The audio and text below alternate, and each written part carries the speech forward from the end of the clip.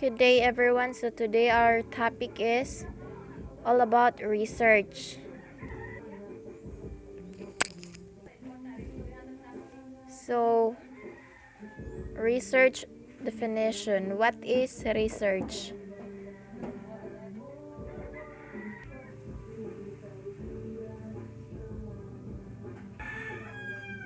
Research. According to the American sociologist Earl Robert Bobby, research is a systematic inquiry to describe, explain, predict, and control the observed phenomenon.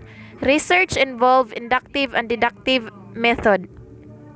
So when we say inductive, it is aimed to develop theory, while the deductive is aimed to and testing and to an existing theory. Inductive research methods are used to analyze and observe event. Deductive methods are used to verify and observe event. Inductive approaches are associated with qualitative research, and deductive methods are more commonly associated with quantitative research.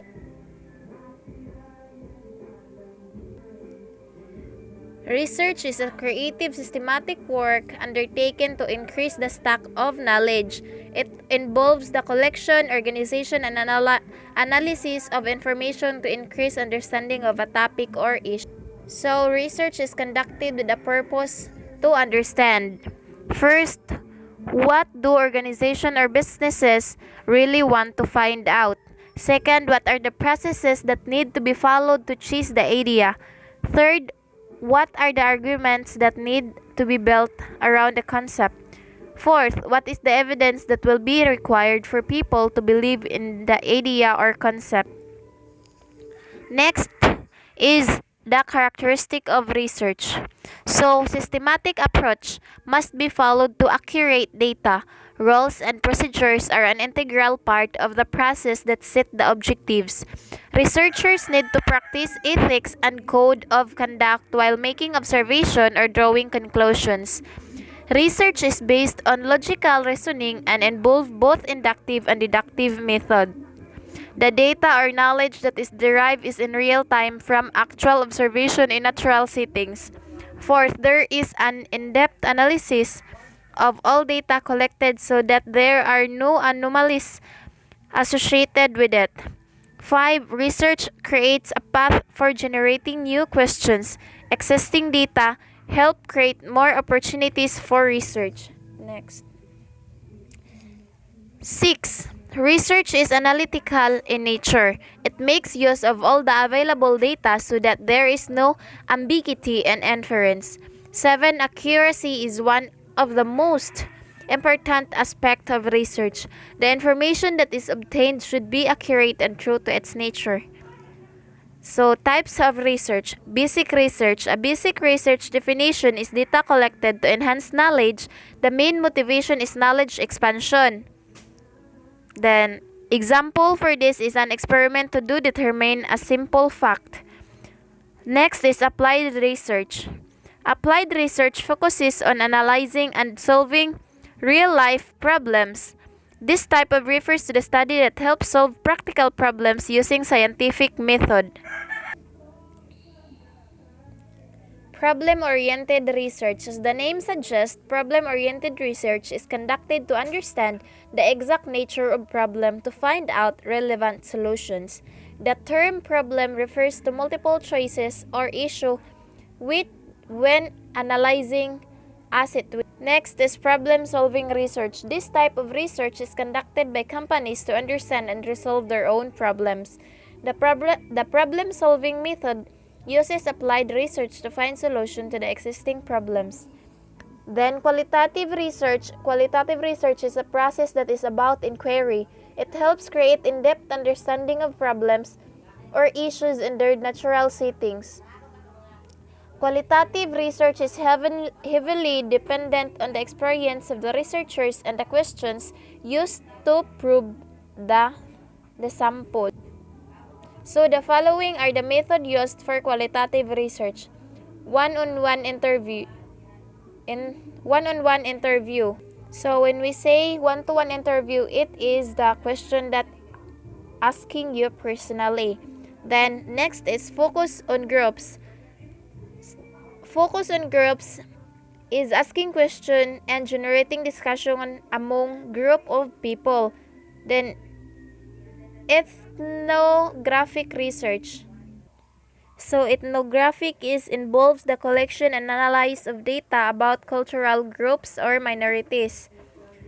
The researcher immerses with the people and become part of their culture. That is the ethnographic research. Then content or text analysis. Next is case study research. Then quantitative research. Quantitative research is a structured way of collecting data and analyzing it to draw conclusion. Unlike qualitative method, this method uses a computational and statistical process to collect and analyze data.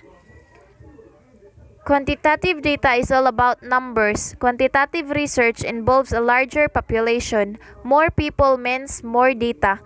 With more data to analyze, you can obtain more accurate result. This method uses close-ended question because the researchers are typically looking to gather statistical data. What is the purpose of research? Exploratory. As the name suggests, exploratory research is conducted to explore a group of questions.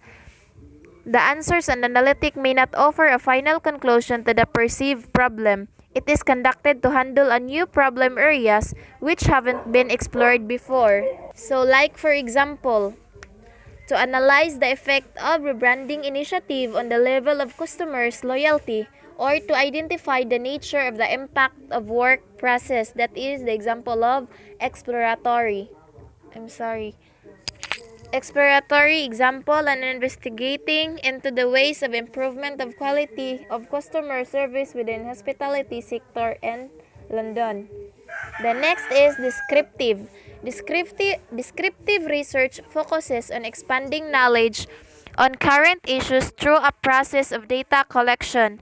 Descriptive studies are used to describe the behavior of a sample population. So like for example, an investor considering investment in a ever-changing Amsterdam housing market needs to understand what the current stage of the market and how it changes.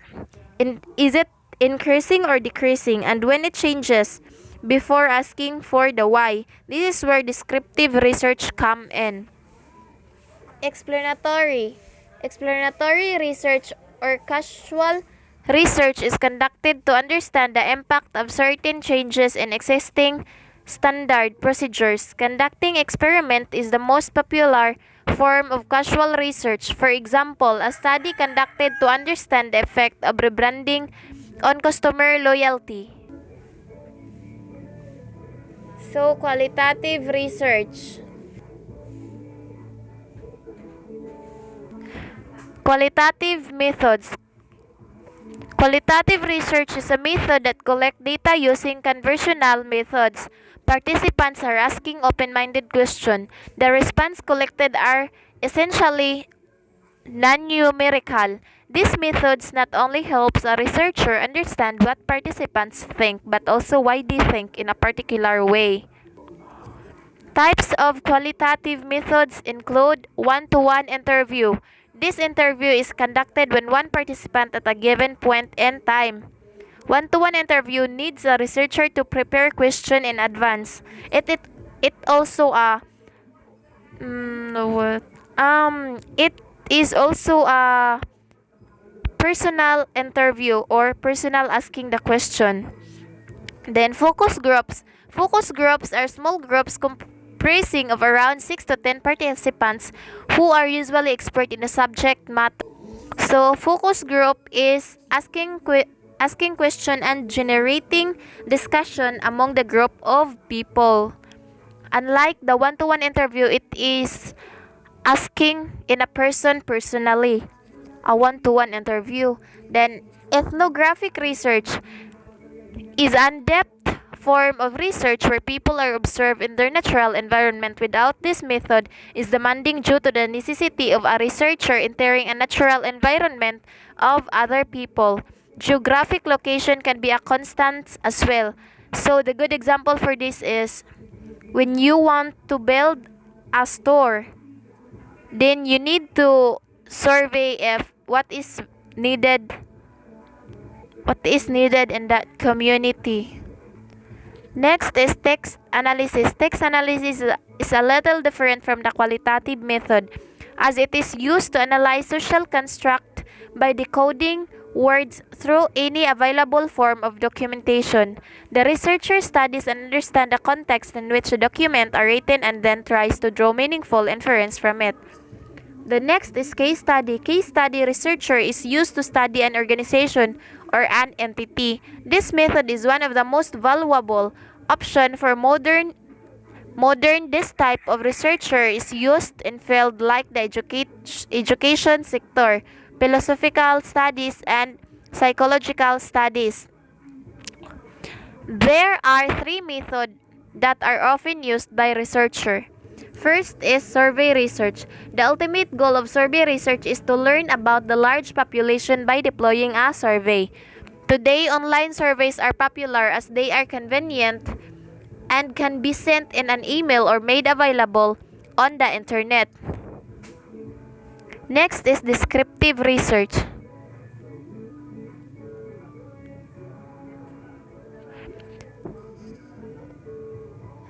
Descriptive research is a method which identifies the characteristic of an observed phenomenon and collect more information. This method is designed to depict the participants in a very systematic and accurate manner. In simple words, descriptive research is all about describing the phenomenon, observing it, and drawing. The next is correlational research. Research examines the relationship between two or more variables. Consider a researcher is studying a correlation between cancer and married women have a negative correlation with cancer. In this example, there are two variables, cancer and married women. When we say negative correlation, it means women who are married are less likely to develop cancer. However, it doesn't mean that marriage directly avoids cancer. So, next is identifying research methodology. To choose the appropriate types of research, you need to clearly identify the objectives. Some objectives to take into consideration for your business include: find out the needs of your client, know their preferences and understand what is important to them, find an appropriate way to make your customers aware of your product and services, then find ways to improve your product or services to suit the needs of your customers. Then, after identifying what you need to know, you should ask what research method will offer you that information. Organize your question within the framework of the 7 P's of marketing that influence your company. 7 P's stand for product, price, promotion, place, people, processes, and physical task. A well-organized customer research process produces valid, accurate, reliable, timely, and complete results that rigorously reflect the opinion and needs of your client will help you grow your sales and improve your operation. To obtain the result, you need to establish and follow the processes that you have detailed out for your organization. Set your goals. Consider the client objective and define those that identify with yours. Make sure that you set SMART goals and objectives. Do not presume the result of your survey. Next. Then collect and collate your result. Make a list of how you are going to carry out the research process, the data you need to collect, and collection method. This will help you to keep track of your processes and make sense of your findings. It will also allow you to verify that your research accurately reflect the opinions of your client and your market. Create a record table with the customer research activity, the necessary data, the methods for data collection, the steps to follow for data analysis.